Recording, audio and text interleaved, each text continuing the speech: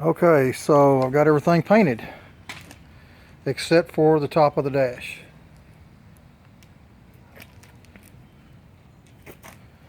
If you look on the back side, that's the original color.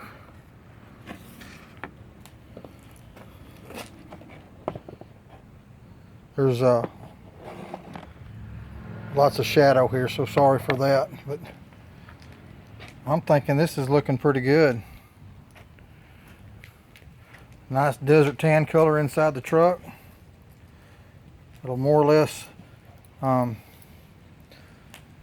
coordinate with the bucket seats we got. I still have this piece here to do. If I can get some sunlight on this thing so you can see it. Ugh. But you can see it's that dark gray color. And I've also got the steering wheel cover that goes under the dash. I still got to paint that too. But I'm happy so far.